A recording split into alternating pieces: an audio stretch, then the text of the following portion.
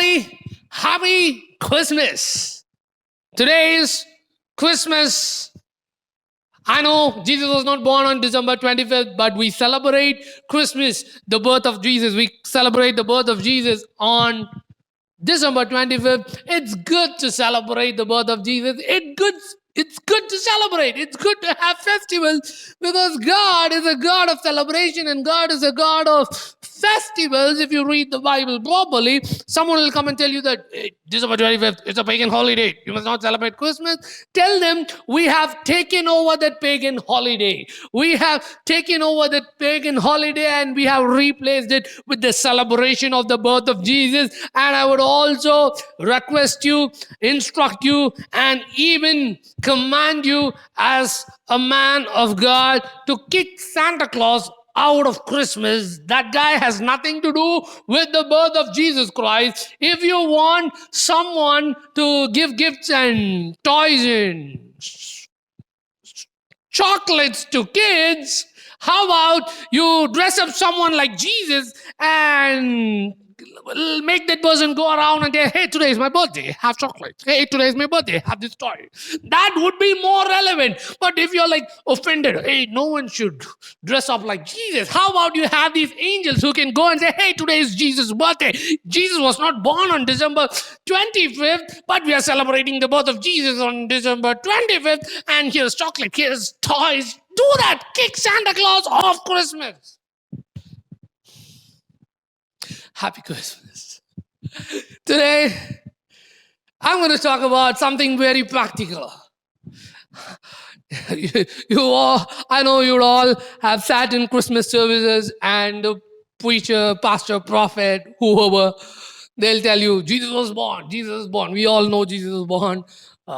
We are celebrating the birth of Jesus. We must celebrate the birth of Jesus. Today, as you celebrate Christmas, celebrate the birth of Jesus. Even throughout the year, celebrate the birth of Jesus. And one day, let's have a special celebration celebrating the birth of Jesus. But I want to take this message far away from the birth of Jesus to your life.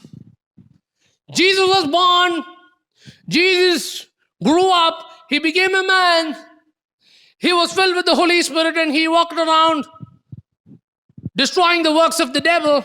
Then he died a horrible death on the cross, and because of his death, because of his blood, we are saved. We receive salvation. We are set free from sin. We are set free from darkness. We are set free from every cause of the fall. We are set free from sickness. We are set free from the devil's hold. We have been brought out of the devil's kingdom into the kingdom of light. All this has happened, and now what are you doing as a Christian? What are you doing as a Christian? Yes, Christ was born. Yes, Christ lived a holy life. Yes, Christ died for you, and he is now seated at the right hand of Father. He loves you so much. What are you doing with your life? The Christian's life is not about going through a religious cycle on one side and a problem cycle on the other side. The religious cycle goes like this: you pray, you read the Bible, you attend church services. So prayer, Bible reading, church attendance. Prayer, Bible reading, church attendance. Church attendance, prayer, Bible reading. And it goes on and on and on and on and on, and you are not bearing fruit. My problem, my problems, my problems, my problems, my problems, my problems,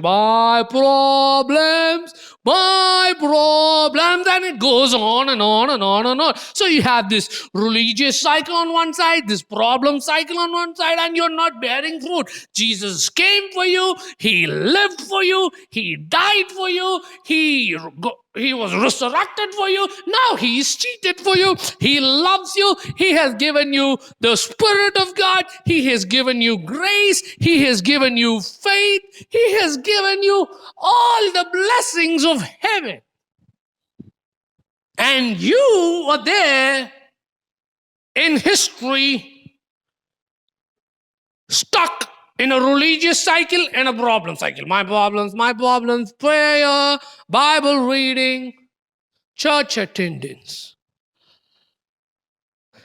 Prayer is good. Reading your Bible is good.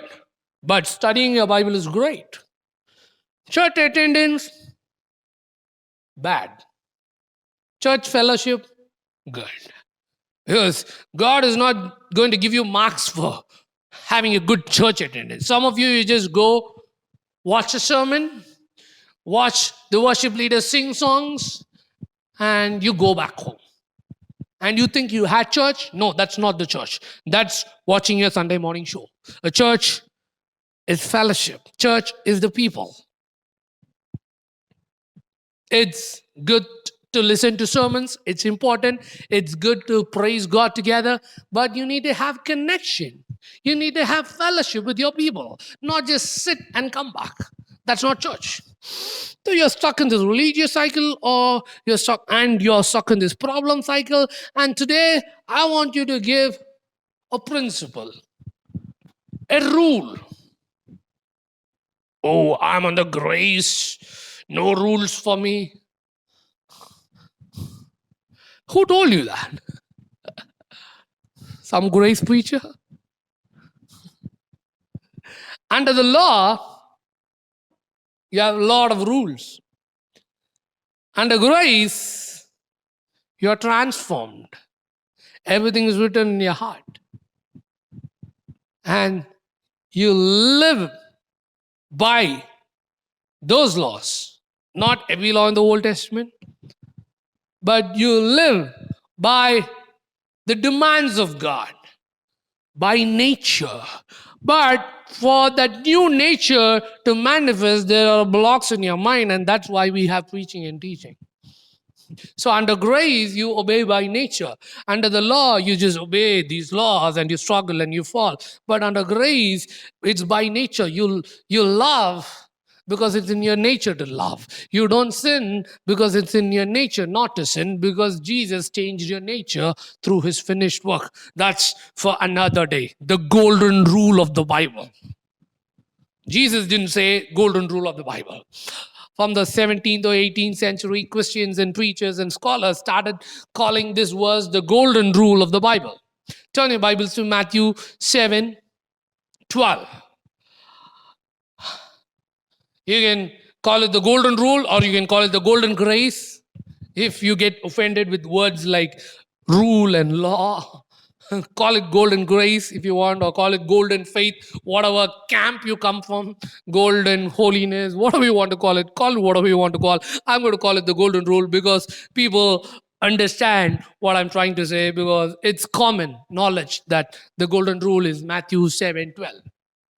And Matthew 7:12 says, in everything, do to others what you want them to do to you. And this sums up the law and the prophets. In everything, do to others what you want them to do to you, for this sums up the law and the prophets. Who is talking here? Jesus Christ. Jesus Christ. Not Buddha, not some religious leader.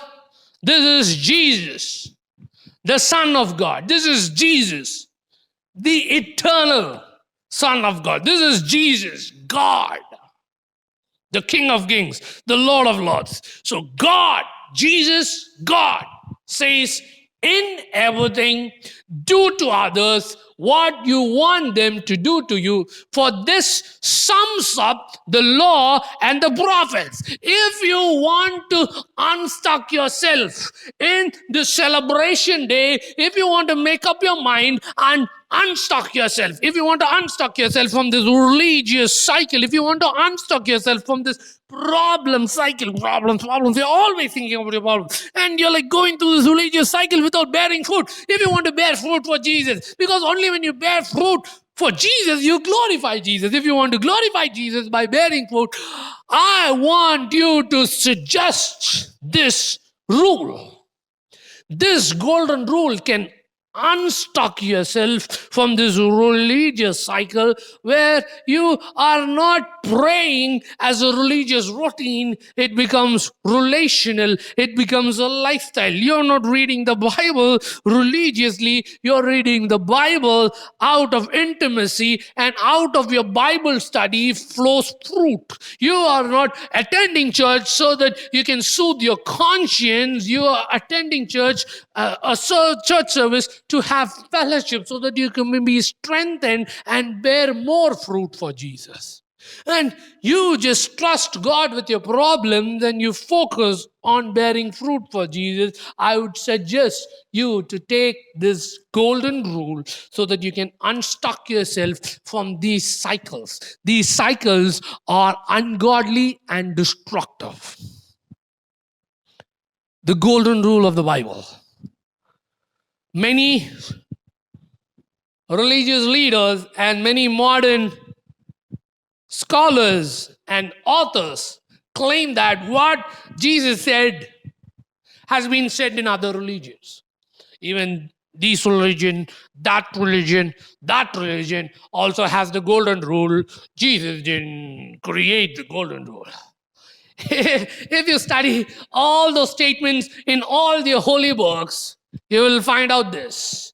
All those statements, what people think, hey, the golden rule is in this religion, golden rule is in that religion. All those statements are just passive. All those religious leaders or whatever, whoever wrote it, they say if something hurts you, don't do it for others.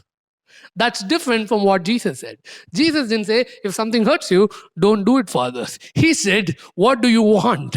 Do it for others. This is passive. This is active. This is what the other religion says, don't do. Jesus says, do. Jesus makes the Christian life very practical with this one verse.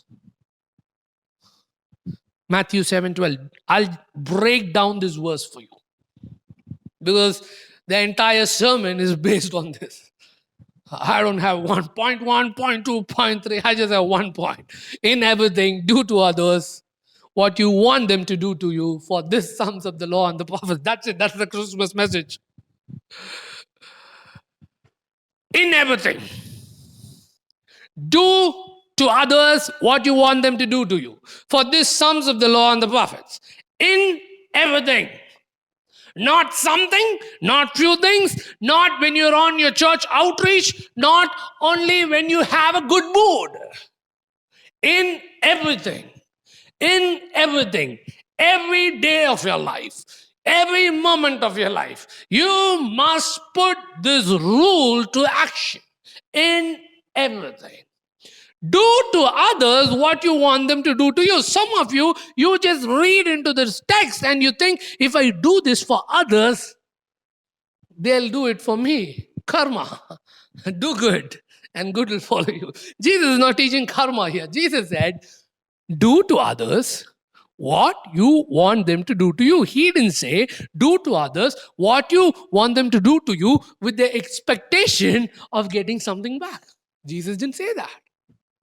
Jesus just said, do to others what you want them to do to you. What do you want people to do to you? How do you want people to treat you? How do you want people to behave with you? How do you want people to act before you? How do you want people to help you? What do you want them to do to you? You do that to them without any expectation. You do it because you love Jesus. You do it because you're a child of God. You do it because you are a light of this world. You do it because you're the salt of this earth. You do it because you're a man anointed by the Holy Spirit. You do it because you're a woman who is not just a normal woman. You are a daughter of God. You do it because of that. You do it because you're filled with the strength of Christ. You do it because the God of all comfort comforts you. You do it because Jesus said go. You do it Because you're an ambassador of Christ Jesus. You do it. Because you're not of this world. You are from planet heaven. You are from planet heaven. You are an alien. Where is it in the Bible? You are a citizen of heaven. That's parallel to alien. You are a citizen of heaven. So, earth, heaven. You're not of this world, planet earth. So, I just said heaven is like a planet. Heaven is not a planet. I just said heaven is like a planet. Just because it sounds good. So, don't go into the deal. Hey, is heaven a planet?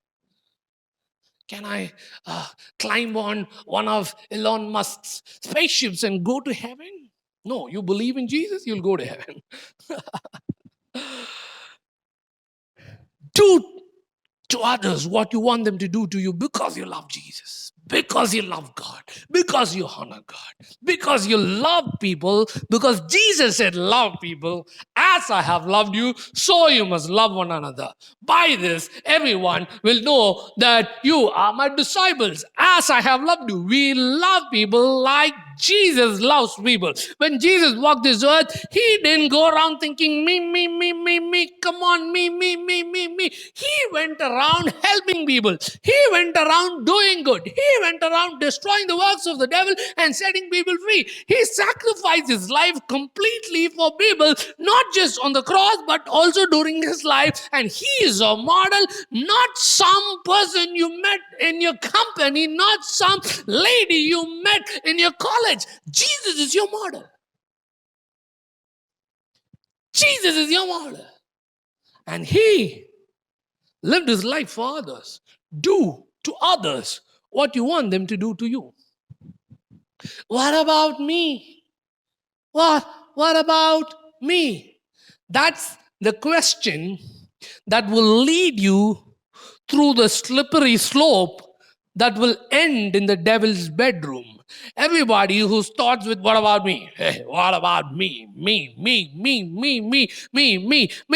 They take this slippery slope that leads them into the devil's bedroom. The root of all sin is selfishness.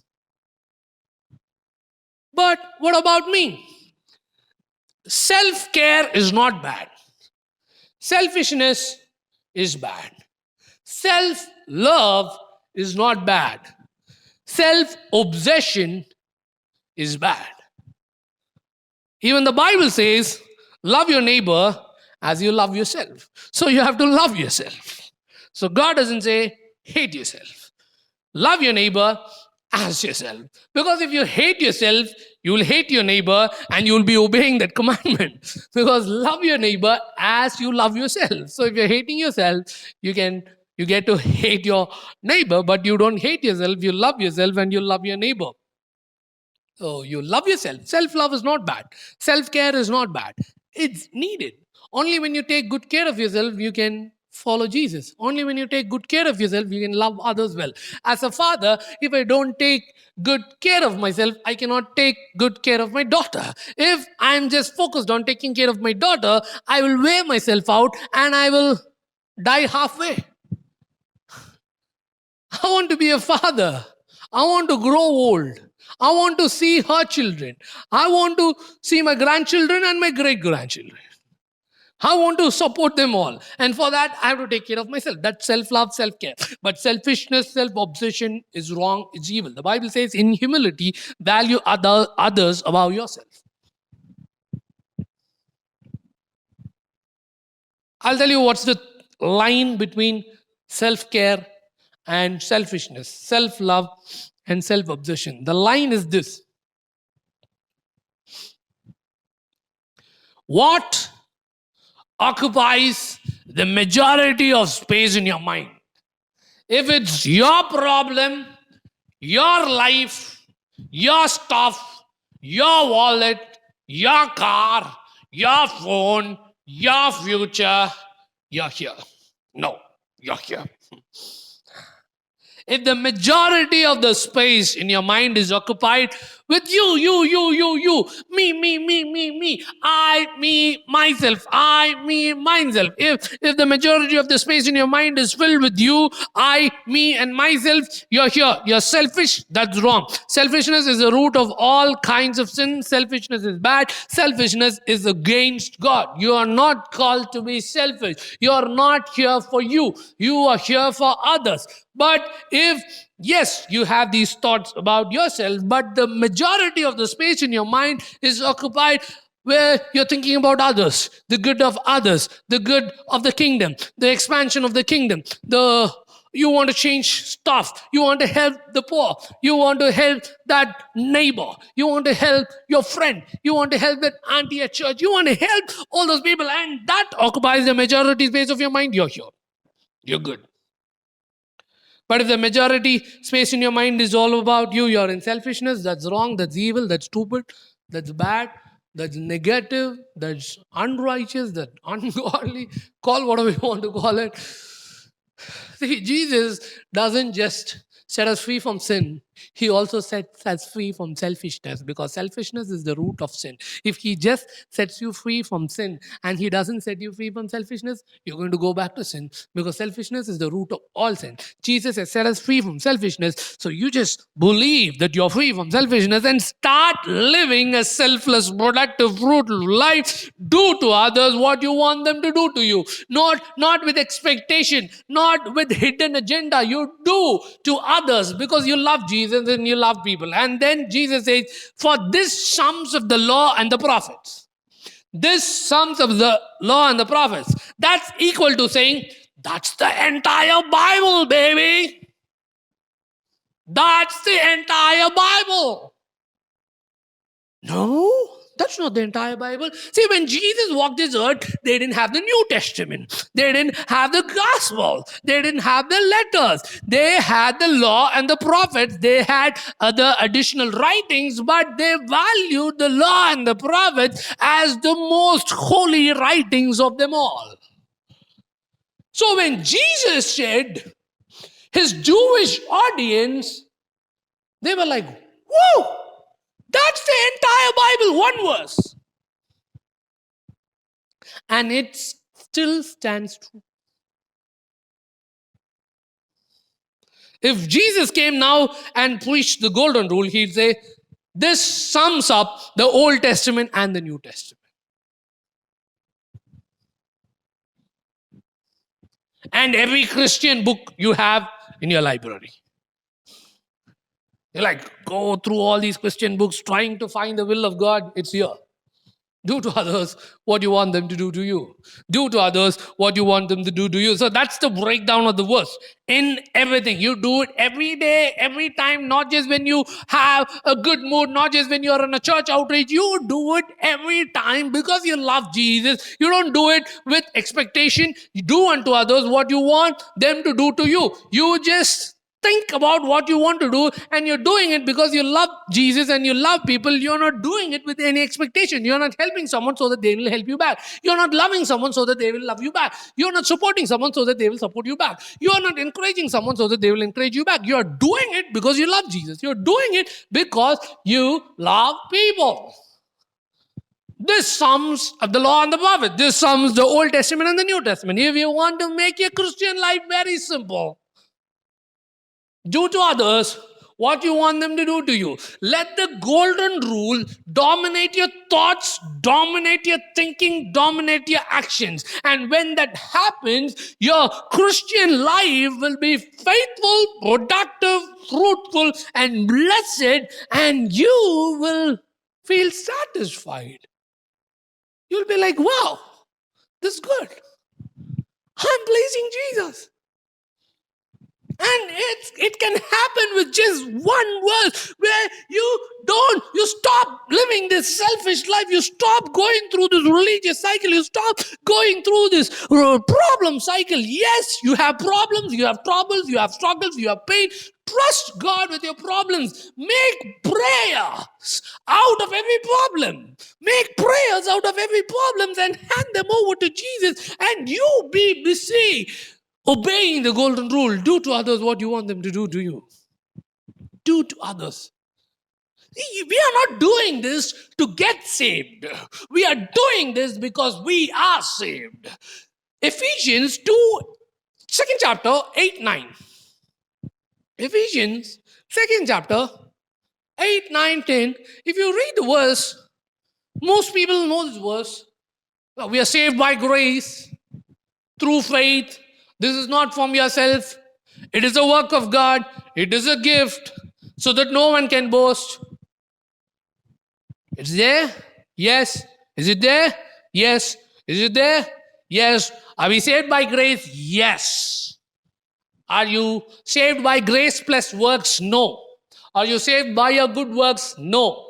Can you do some nice, cute things and impress Jesus and get saved? No. Can you live a pure, sexually pure life and impress Jesus and get saved? No. You get saved by faith.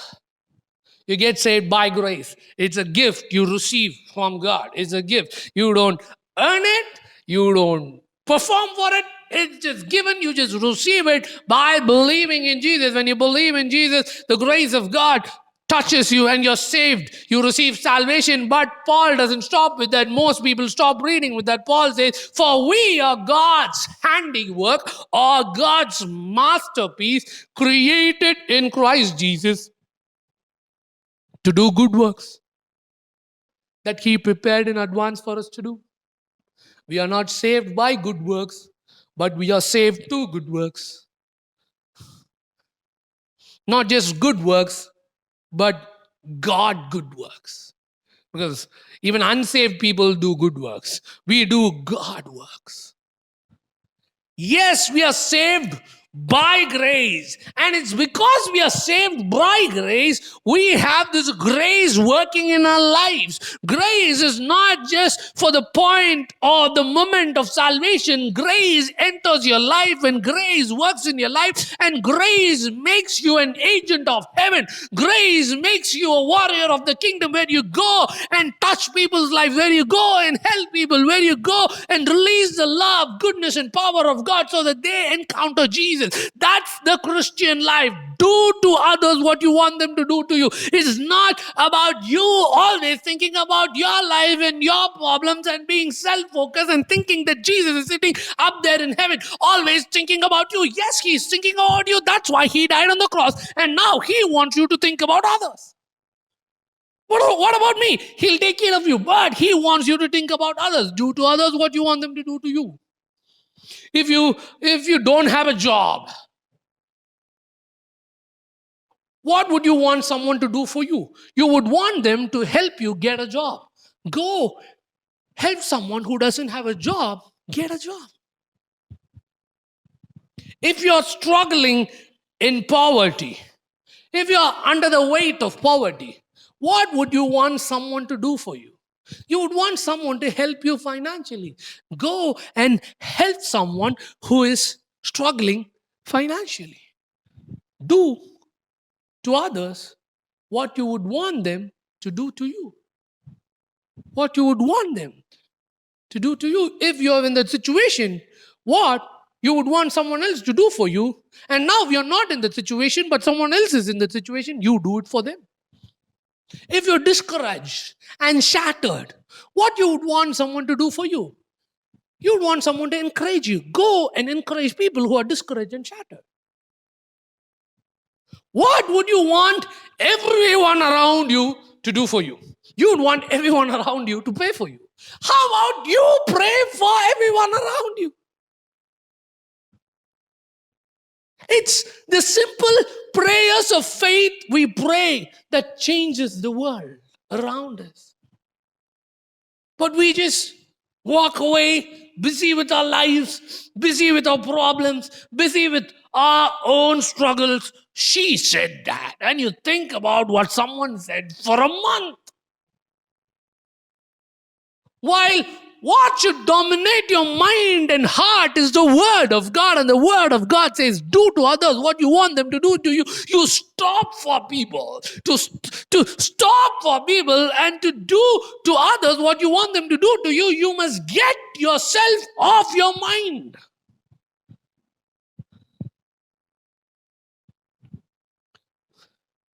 your relationships. What do you expect in your relationships? You want the people in your life, you want them to be patient with you. You want them to be kind to you. Jesus didn't say expect. Jesus said do. That's why relationships are so strained and difficult. Because we miss what Jesus said. We are always expecting and not doing, while Jesus said do. He didn't ask you to expect kindness. He didn't ask you to expect patience. He said do it. So if you want others to be patient to you, if you want others to be kind to you, don't expect patience and kindness. Don't wait for them to be patient and kind to you. Give patience, give kindness, do to others what you want them to do to you. If you want others to respect you, do you like respect? Do you like respect? Or do you like disrespect? I think nobody likes disrespect. Everybody likes respect. You like it when people respect you. Give respect. All my life, I've heard people say this. She doesn't understand me. He doesn't understand me. I'm yet to meet someone who says, I want to understand. Do to others what you want them to do to you. You don't just expect, understand me. Hey, understand me. You try to understand people, because do to others what you want them to do to you. You want people to understand you? Fine, understand others. But what about me? Understand others. Understand others.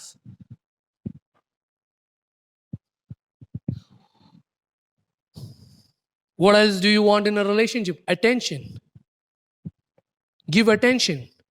Don't look at your phone when someone is talking, because when you're talking, you don't want someone to look at your phone. In the same way, when someone else is talking to you, don't look at your phone. Give them your attention. You don't want someone to betray you. You don't want someone to be unfaithful to you. You throw tantrums when someone betrays you. But how many times have you betrayed others? How many times have you been unfaithful to others? You want faithfulness, give faithfulness. You don't like betrayal, don't betray people. Let's take a turn. Social media. Do you like negative, bad, hateful comments on your posts? No. Then why do you jump from Christian page to Christian page and argue and fight over theology that you don't even have a grasp over? When I was a child, I used to watch wrestling. Now I don't. We used to watch wrestling and we'll have this Royal Rumble match. So Royal Rumble match is like, you won't just have 2 guys there. You'll just have 30 guys inside the ring. Bah, bah, bah, bah, bah, bah. And now I don't watch Royal Rumble in WWE. I watch Royal Rumble in Facebook. I watch Royal Rumble in Instagram with Christians fighting over theology and everybody fighting over politics, fighting over their favorite movie actors. Hey, shut up. Stop that. If you don't like someone dropping negative comments on your post, on your image, don't do that to others. Do to others what you want them to do to you. If you want people to treat you nice on social media, treat people nice. Even if people treat you in the wrong way, treat them nice. If they persist, block them. Gossip. Do you like gossip? Some of you do. You like gossip. You like to talk about the next person in church. You like to talk about your cousin who's successful in his job. You're not successful, so you're... You like gossip. But I want to ask you a question. Will you like gossip if the topic of gossip is not someone else but you? You will hate gossip. If someone is talking about your secret sins, if someone is talking about your dark side, you won't like it. then why talk about others? Even if someone has these secret sins in their life, even if someone has this dark side in their life, don't gossip. Because you don't want someone to gossip about you, so don't gossip about others. Do to others what you want them to do to you. Don't be judgmental. If you check Kenneth's dictionary, not Oxford Dictionary, not Collins Dictionary, but Kenneth's Dictionary, and if you search for judgmental person, the synonym would be Christian. The most judgmental people I have met in life are Christians. Super duper judgmental when Jesus said, don't judge. And they'll go somewhere and say, hey, here it says judge. That judgment is different. This judgment is different. You need to go and study a little Greek to understand that the judgment you do, Jesus says, don't do. There are different types of judgment that is expressed in the New Testament. Yes, the Bible says judge, but the Bible also says judge not. What does the judge? Shut up. What you're doing is this. Don't do that. You don't like people judging you, don't judge people. Now, it's not just the things I've listed, but there are also the things that you ignore, thinking that you're very little. If I don't do this, nobody cares. If I don't do this, God doesn't care. Those little things, I want to tell you, they are big in God's eyes. How many of you in your home, you go and serve in your kitchen? If you want your mother to serve you while you just sit in the couch and enjoy your movie series, you are violating the word of God, because the word of God says, do to others what you want them to do to you. How about you switch places with your mother and you go and cook? You may not be able to do it every day if you have a job, but don't tell me you don't even have the time to wash the dishes in your kitchen while your mother works from morning, while your wife works from morning, and you're like, I'm on the laptop working 16 hours per day. Stop lying. Check your smartphone. 5 hours, Facebook, YouTube, Instagram. And you played a few games in the middle. And you had these stupid chats with your colleagues. And you say, I don't have time to help my mom in the kitchen. I don't have time to help my wife in the kitchen. Every man, every boy out there, if you're not 3 years old, go and help your mom in the kitchen. You are not that 3-year-old child crawling in the cradle, playing with your toys all day long. Your mother takes care of you. Go and serve in the kitchen. That is practical Christian life. If you're not serving in the kitchen, if you're someone who is not serving in the kitchen, don't pick up a mic to serve people in the church. Clean your house. Wash your clothes. My mother washes my clothes. What? Are you 3? No? That your mother is still washing your diapers? You're not on diapers. You're a grown-up man. Go and do it. And it's not just the men. Ladies, girls, you wait to get married to serve. You just wait. You just enjoy life while your mother does everything.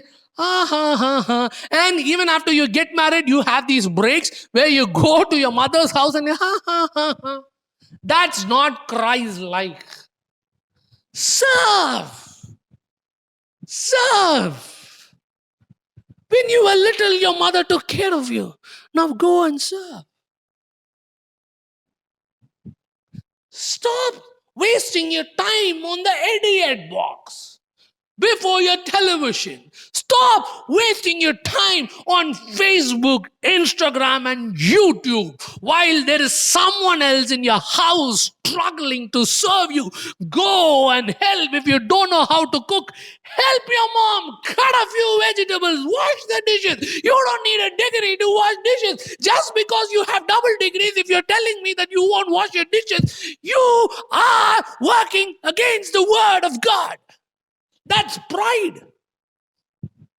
Serve in your home. Do to others what you want them to do to you. If you want your spouse to take care of you, take care of your spouse. If you want your parents to take care of you, take care of your parents. If you want your children to take care of you, take care of your children. Do to others what you want them to do to you. It's not about receiving. It's about giving. Your focus should not be in receiving and sitting like the Sultan of Baghdad. I don't know what that means. Sultan of Baghdad. If anyone is there, and if someone's really there, I didn't mean them, but I just meant you. You're not the Sultan of Baghdad to sit there and just let everybody comes to serve you and you sit there like a king. In the kingdom, kings serve. In the kingdom, queens serve. In the kingdom of God, you won't find kings and queens. They're sitting on their thrones wearing their crowns. You will find kings and queens at the feet of people.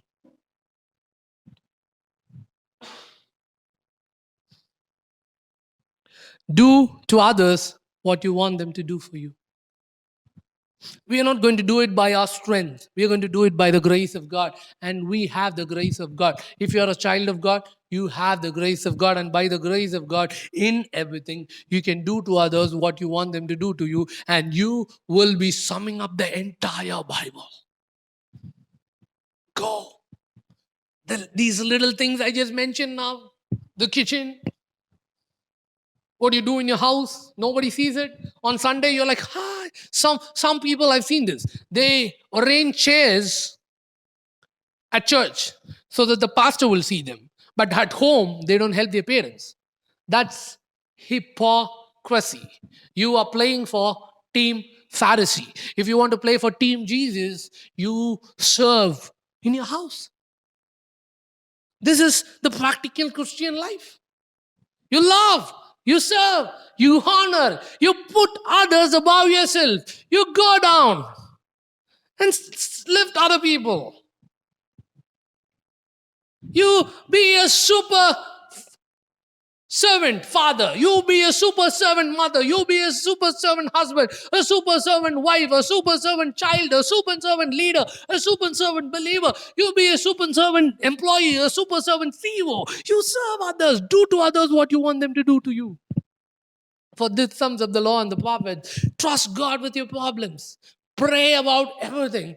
Don't be focused on your problems and your struggles. God loves you. He will answer your prayers. Just release prayers of faith and just praise Him for the answers and be focused on obeying the golden rule. This Christmas, make up your mind to let this rule dominate your thoughts and dominate your actions. Sin is not just doing the bad stuff. When you don't do the good stuff you have to do, that's a sin. Read James 4:17, where James says, if you don't do the good you have to do, you're sinning. So when you don't do the good you have to do, when you don't serve in your house, when you don't serve people, when you don't do to others what you want them to do to you, when you're not selfless in your relationships, you're sinning. You're sinning. That's a sin. We have the sin of omission and the sin of commission. If you're just so focused on the sin of commission and you omit the sin of omission, I want to tell you, you are living in sin. Sin of commission, doing something bad. Sin of omission, not doing something good. You're called to do good. We are saved by the good work of Jesus, but we are saved to do good works for the glory of Jesus. That's how we bear fruit, by doing unto others what you would want them to do for you.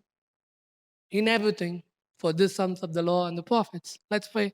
Daddy, I pray that the golden rule will become a part of your children's thinking and belief system. Let them start walking in the golden rule. Let them start living it out by the power of the Holy Spirit.